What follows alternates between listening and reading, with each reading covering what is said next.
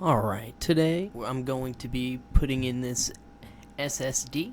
It's 2 terabytes, so first I gotta take out this 500 gigabyte SSD NVMe M.2. Gotta take that out, see what we're working with. Alright, so I'm putting it back in here now. Looks like I forgot the screw.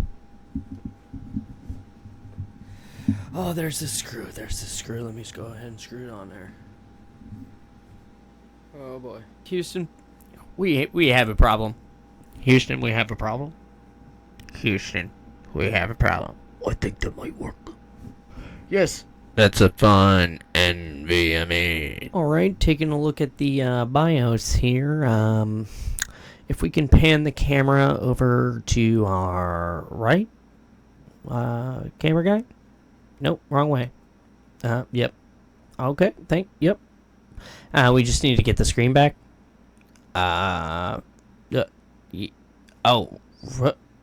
Ooh. Ouch. Yeah. Blues. Yeah. BSOD. Oh, there we go. Whew. Whew, that was close. Yeah, for sure. Alright, well, taking a look at the BIOS here. I'm glad we're up and running here. Looks like we got the fan check. Yep. CPU fan check. Yep. Cooler fan check. Yep. Okay, great.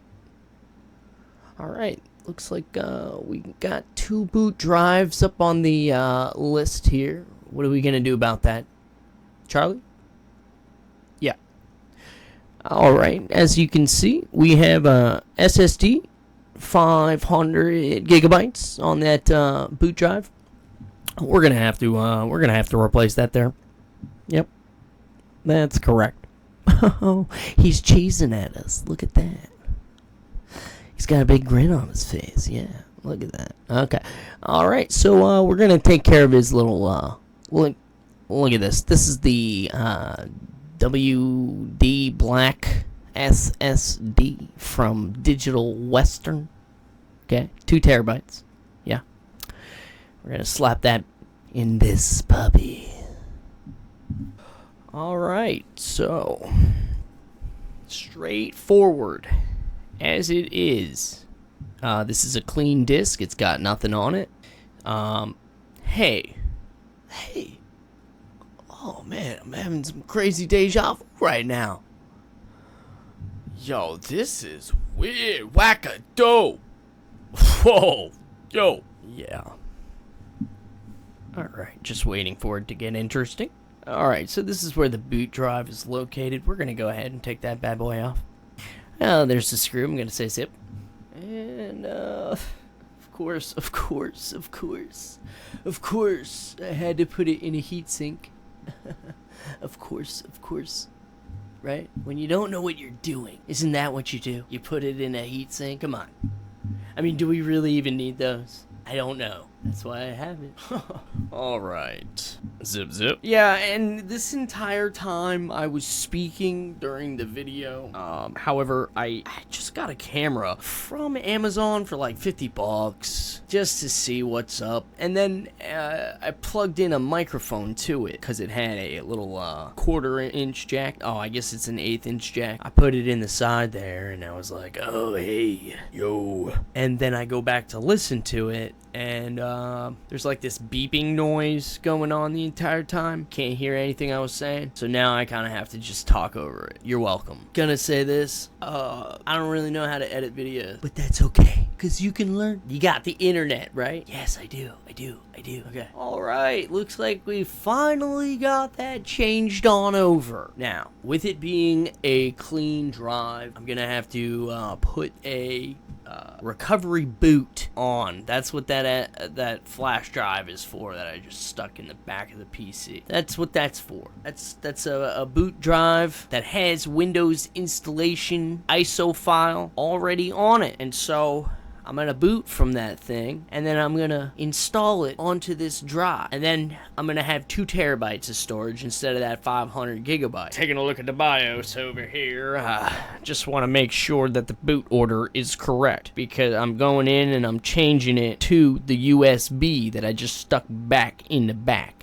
Alright, that would be located under boot order, or like boot preferences, or something like that. Look for boot. And the way to get to BIOS is you basically hold delete, or F2, or F12, or one of them. Google it. And then you'll be there. Whoa, look at that. That's boom. That's, it's gonna basically take care of itself. You just gotta follow the wizard. And the wizard will take you to Merlin. Glitch. Just kidding. I edit it this way because I'm having fun. Alright, man. I don't know what kind of camera I use for this though. It's like from 1980. It's all good, guys. It's all good. Now it just asked me boot from volume 10 or volume 2. So I have another drive that's in my computer that has a boot on it already, so that's what that was asking me, and I chose the one without the boot on it already. Alright, so now it restarted. Now it's asking me again, do I want to boot from volume 10 or volume 2? I'm gonna select 2. Come on. Come on. Oh my god, this is okay. I'm glad I did it right. I'm just so glad that that I didn't have to go outside of myself to get any help. Alright, just glad I did it. And I'm going to continue with this setup, and I'll basically kind of fast forward this part because, you know, it might take a while. Alright, and so it looks like I have just fast forwarded to the next part, and now it's, this might take a while. Look at the machine. Oh, it's got a lot of lights in there. Cool. Alright.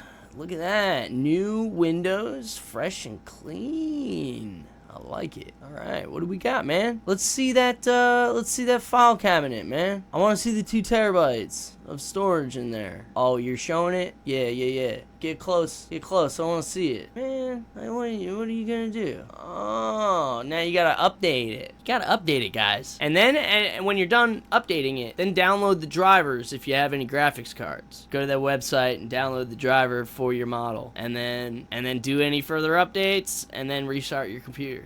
And then you're good. Have fun. Later. Yo, what's going on, YouTube?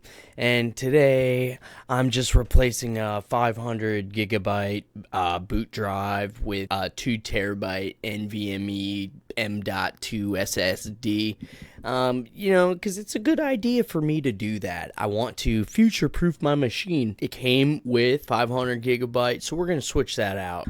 The reason why I want to do it is because it increases the storage capacity. One of the most obvious advantages is the significant increase in storage capacity, right? You're going from 500 gigabytes to 2 terabytes? Are you kidding me? That's going to provide you with more than enough space to store your operating system, applications, files, games, and so much more. This extra storage capacity, it's also going to allow you to keep more files locally without constantly worrying about running out of space. You know, it's like, oh my god, where did I put that USB with all of the files on it? You know, the files. Improved performance? NVMe M.2 SSDs. They offer significantly faster read and write speeds compared to the traditional SATA SSD, or, you know, the conventional hard drive with the spinning disk. This translates to faster boot times, quicker application launches, and overall snappier system responsiveness. Tasks such as file transfers, are you kidding me? File transfers? Come on. Video editing? It's a snap! Literally, it's a snap. I snap my fingers, the video's done. done. Literally, snap done. Enhanced reliability. NVMe SSD generally have a longer lifespan, and they're more reliable, guys, than traditional hard disk with the spin. No moving parts, guys. It reduces the risk of mechanical failure, data loss, data, and the damage due to physical shocks and vibrations. We do not want to have disk failure or disk corruption. No corruption. Future-proofing? With the rapid growth of data storage requirements driven by higher resolution and increasingly complex applications, having ample storage space, it's becoming more important than ever. And upgrading to a 2 terabyte future-proofs your system. Let's talk about streamlining your setup and management, guys. You're not going to need to manage multiple drives or worry about partitioning space between different disks, not until you fill the 2 terabyte one, you know what I mean? This can lead to cleaner and more organized system configuration. We want to keep that top priority, organization. Overall, upgrading my 500 gigabyte SSD to a 2 terabyte NVMe M.2 SSD, it's gonna offer me a combination of benefits: improved stability, reliability, futurability, and simplified system investments for many users. It's worthwhile. Just keep making it great and you can do anything. All right, see ya.